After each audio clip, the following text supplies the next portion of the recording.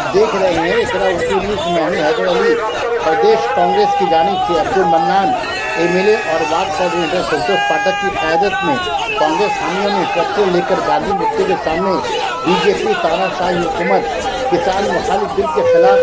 एहतजाजी मुजाहरा किया। इस मौके पर यूथ कांग्रेस सदर शादाब खान,